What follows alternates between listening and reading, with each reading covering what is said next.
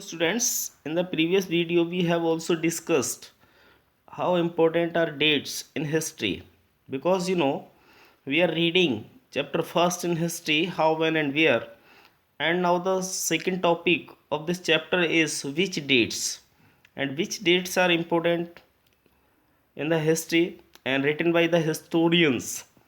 By what criteria do we choose a set of dates as important? The dates we select, the dates around which we compose our story of the past, are not important on their own. They become vital because we focus on a particular set of events as important. If our focus of study changes, if we begin to look at new issues, a new set of dates will appear significant. कुछ जो criteria जो हैं students, उनमें जो है dates के set को choose किया गया है जो महत्वपूर्ण है। और ये डेट्स हैं, जब हम उनको सेलेक्ट करते हैं तो डेट्स के अराउंड जो भी हम कंपोज करते हैं स्टोरी जो पास्ट में हुआ है ना, जो कि महत्वपूर्ण नहीं है हमारे लिए, और उनका एक वाइटल यूज़ भी है। क्योंकि जब हम फोकस करते हैं किसी पर्टिकुलर सेट ऑफ इवेंट्स पर, जो जैसे इम्पोर्टेंट इवेंट्स होते हैं, यदि हमारा फोकस स्टडी चेंजेस पर है, यदि हम शुरुआत करते हैं न्यू इश्यूज़ को देखते हैं और न्यू सेट ऑफ डेट्स जब अपीयर होती हैं जो कि महत्वपूर्ण होती हैं। Consider an example in the histories written by British historians in India, a rule of each governor general was important. These histories begin with the rule of the first Governor General Warren Hastings and ended with the last Viceroy, Lord Mountbatten. In separate chapters, we read about the deeds of others. तो एक उदाहरण हम लेते हैं जो history लिखा गया है ब्रिटिश हिस्टोरियंस के द्वारा भारत में, क्योंकि प्रत्येक जो गवर्नर जनरल रहा उसका जो शासन रहा वो काफ़ी महत्वपूर्ण था। तो ये जो हिस्ट्रीज थी जिसकी शुरुआत फर्स्ट गवर्नर जनरल के शासनकाल में हुई, और जो पहले गवर्नर जनरल थे भारत के उनका नाम था वॉरेन हेस्टिंग। वॉरेन हेस्टिंग को 1772 में भारत का गवर्नर जनरल बनाया गया था। और जो लास्ट वॉइसरॉय हुए लॉर्ड माउंटबेटन, जब भारत आज़ाद हुआ 1947 में, उस समय भारत के जो अंतिम वॉइसरॉय थे उनका नाम था लॉर्ड माउंटबेटन। तो इनके बारे में हम सेपरेट चैप्टर्स में पढ़ते हैं और एक दूसरे के बारे में कि इन्होंने क्या क्या किया। तो पूरा इतिहास जब आप पढ़ेंगे तो 1772 से लेकर के 1772 से लेकर के 1947 तक कौन कौन से गवर्नर जनरल हुए और उनके कार्यकाल के दौरान जो है कौन कौन से इंसिडेंट्स हुए, कौन कौन से इवेंट्स हुए, उन सब के बारे में हम आगे जो है आने वाले अध्यायों में उसके बारे में हम पढ़ेंगे। Hastings, Wellesley, Bentinck, Dalhousie, Canning, Lawrence, Lytton, Ripon, Curzon, Hardinge, Irwin. It was a seemingly never-ending succession of governor general and viceroys. All the dates in these history books are linked to these personalities, to their activities, policies, achievements. It was as if there was nothing outside their lives that was important for us to know. The chronology of their lived marked the different chapters of the history of British India. तो जितने भी यहाँ पर जो नाम दिए गए हैं ये सभी जो है भारत के गवर्नर जनरल रहे हैं, चाहे वो हेस्टिंग हो, वेलेस्ली हो, बेंटिंग हो, डलहौजी हो, Canning, Lawrence, Lytton, Ripon, Curzon, Hardinge, Irwin, है ना। लेकिन और ये जो है गवर्नर जनरल्स के उत्तराधिकारी भी बने, वॉइसरॉयस के बने। और जितनी भी जो डेट्स रही हैं, सारी जो डेट्स रही हैं हिस्ट्री बुक्स में, जब हम उनको लिंक करते हैं उनकी पर्सनालिटीज़ के साथ, उनकी एक्टिविटीज़ के साथ, उनकी पॉलिसीज़ के साथ, उनके अचीवमेंट्स के साथ जो है, तो इनमें जो सबसे इम्पोर्टेंट रहा है कि उनके जो जीवन रहा और उन्होंने जो भी पॉलिसीज़ को इम्प्लीमेंट किया, उनको लागू किया, वो काफ़ी इम्पोर्टेंट थी। उनके बारे में हमें जानना बहुत ही आवश्यक है।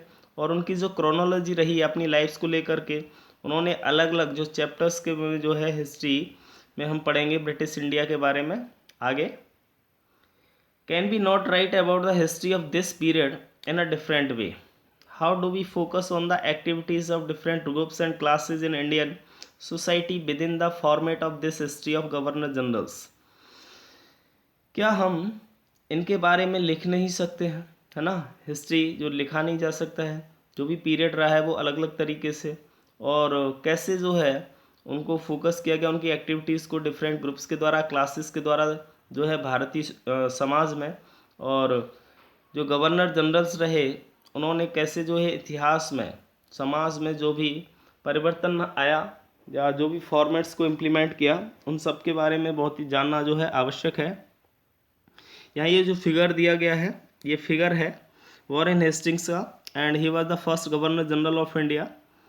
ठीक है, can be not write about the history of this period in a different way, and we have also read it. And now when we write history or a story, we divide it into chapters. Why do we do this? It is to give each chapter some coherence, and it is to tell a story in a way that makes some sense and can be followed. In the process, we focus only on those events that help us to give shape to the story we are telling. In the histories that revolve around the life of British Governor Generals, the activities of the Indians simply do not fit. They have no space what they and do we do, and clearly we need another format for our history. This would mean that the old dates will not longer have the significance they earlier had.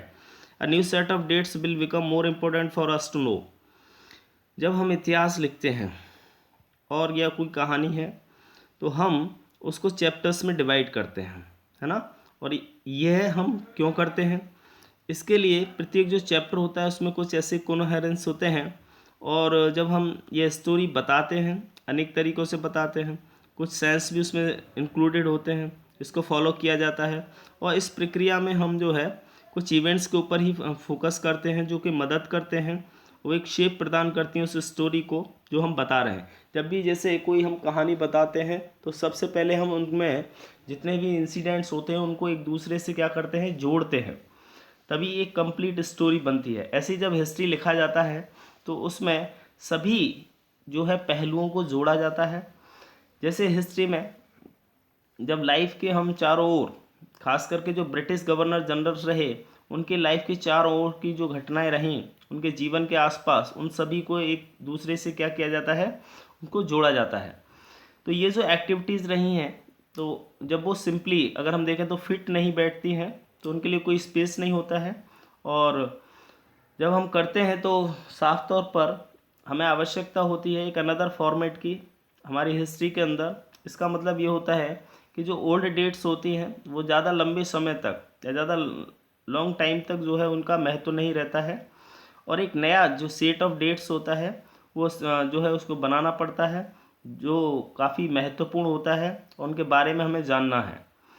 तो कहने का अर्थ ये है, जब भी history लिखा जाता है तो हिस्ट्री के अंदर डेट्स जो है वो काफ़ी इम्पोर्टेंट मानी जाती हैं। जब जैसे हम किसी ब्रिटिश गवर्नर जनरल के बारे में पढ़ रहे हैं, फॉर एग्जांपल अगर हम वॉरेन हेस्टिंग्स के बारे में पढ़ रहे हैं तो वॉरेन हेस्टिंग्स इंडिया में कब आए, उन्होंने कौन कौन सी पॉलिसीज़ को इम्प्लीमेंट किया और क्या क्या समाज में परिवर्तन किए, ठीक है। तो वो सारी चीज़ों को लिंक किया जाता है जिनके माध्यम से जो है, और वो डेट्स के माध्यम से हम लिंक करते हैं, है ना। तभी जा कर के जो है हम हिस्ट्री लिख पाते हैं, या कोई कहानी जैसे हम सुनाते हैं तो उनके सभी पहलुओं पर जो है फोकस किया जाता है। Now we will read how do we periodize, है ना।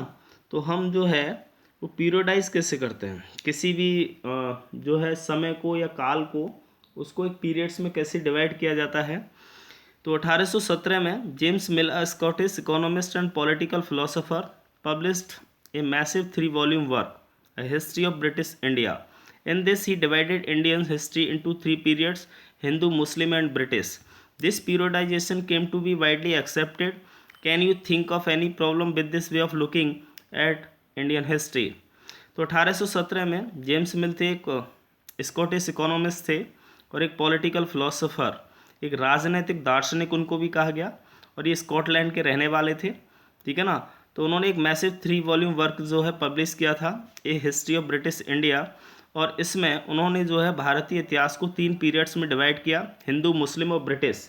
तो ये जो पीरियडाइजेशन था उसको वाइडली यानी कि एक बृहद रूप में जो है उसको स्वीकृति प्रदान की गई। क्या आप सोचते हैं कि कोई भी जो समस्या होती है ना, तो वो भारतीय इतिहास के बारे में हम उसको कैसे देखते हैं, है ना। Why do we try and divide history into different periods? We do so in an attempt to capture the characteristics of a time. its central features as they appear to us. So the terms through which we periodize, that is democrat, and the difference between periods become important. They reflect our ideas about the past, and they show how we see the significance of the change from one period to the next.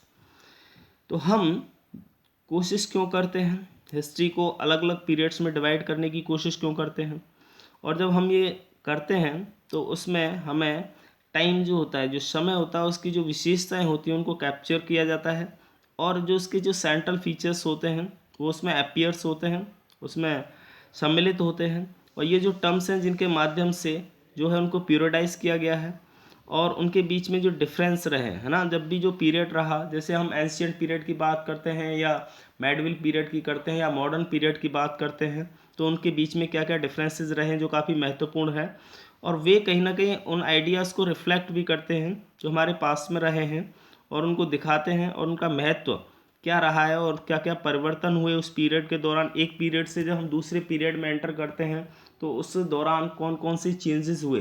For example, जब हम ancient period से medieval period में गए तो किस प्रकार के जो चेंजेस हैं वो हमारे समाज में आए, कौन कौन से परिवर्तन हुए। मेडिवल से हम मॉडर्न पीरियड में जब गए तो किस प्रकार के परिवर्तन जो है वो हमारे सोसाइटी में हुए हैं। जैसे उदाहरण के लिए, जब हम मेडिवल से मॉडर्न पीरियड में जाते हैं तो वहाँ कहीं ना कहीं सती प्रथा को जो है वो प्रतिबंधित किया गया था 1829 में। जैसा आपको पता है कि सती प्रथा को प्रतिबंधित किया गया था, तो ये कहीं ना कहीं मॉडर्न चेंज ऑफ हिस्ट्री था, है ना। दूसरा, जैसे वास्को डी गामा 1498 में इंडिया आया, और इंडिया आने के बाद जो है जो यूरोपियन जो कंट्रीज़ थे उनके साथ हमारे देश में जो व्यापार हुआ, उस व्यापार के बाद हमारे देश में बहुत सारे जो है आधुनिक परिवर्तन होते चले गए। तो वो कहीं ना कहीं मध्यकाल से आधुनिक काल में परिवर्तन का एक दौर था। ठीक है, ऐसा नहीं है कि कोई आज आया और कल से ही परिवर्तन शुरू हो गया, ऐसा पॉसिबल नहीं होता है। Mill thought that all Asian societies were at a lower level of the civilization than Europe, according to his telling of history before the British came to India. Hindu and Muslims despots ruled the country. Religious intolerance, caste taboos and superstitious practices dominated. मिल का विचार ये था कि जो Asian societies हैं उसमें जो है यूरोप से ज़्यादा क्या है, जब वो यूरोपियन सोसाइटी को देखते हैं तो यूरोपियन सोसाइटी से उनको लगता है कि जो एशियन सोसाइटीज़ हैं वहाँ पर सभ्यता का एक सबसे निम्न स्तर है, और उनके अनुसार वो हिस्ट्री जब बताते हैं तो जब ब्रिटिश भारत में आने से पहले हिंदू और जो मुस्लिम्स थे वो देश पर शासन करते थे। एक रिलीजियस इंटॉलरेंस था, एक धार्मिक असहिष्णुता थी, ठीक है, कास्ट प्रॉब्लम्स थे, है ना, और जो है काफ़ी जो सुपरस्टिटियस जो प्रैक्टिसेस थी उनको डोमिनेट किया गया था सोशल लाइफ में। और ब्रिटिश रूल के दौरान तो मिल फेल्ट कुड सिविलाइज इंडिया, तो मिल को लगता था कि भारत को सभ्यता की आवश्यकता है, उनको सभ्य बनाने की ज़रूरत है। To do that is was necessary to introduce European manners, arts, institutions and laws in India. Mill in fact suggested that the British should conquer all the territories in India to ensure the enlightenment and happiness of the Indian people, for India was not capable of progress without British help. मिल को लगता था कि भारत का जो समाज है, भारत की जो सोसाइटी है वो ज़्यादा सभ्य नहीं है, और उसको सभ्य बनाने के लिए कुछ यूरोपियन मैनर्स को जो है इंट्रोड्यूस करना आवश्यक है, जैसे आर्ट्स इंस्टीट्यूशंस है या भारत में जो कानून है उनको लागू करना आवश्यक है। मिल का सुझाव था कि ब्रिटिशों ने जब भारत के सभी जो टेरिटरीज थी जब उन पर कब्जा कर लिया तो उन्होंने ये निश्चित किया कि वहाँ पर कैसे एनलाइटमेंट हो, कैसे भारतीय लोगों को खुश किया जा सकता है, उनको कैसे खुशियाँ दी जा सकती हैं, और भारत के लिए जो है एक प्रगति का रास्ता कैसे निकाला जा सकता है, और ये बिना ब्रिटिश सहायता के जो है पॉसिबल नहीं था। ऐसा जो है मिल्स का विचार था। आगे हम जो है अब इसको नेक्स्ट वीडियो में कंटिन्यू करेंगे। ओके।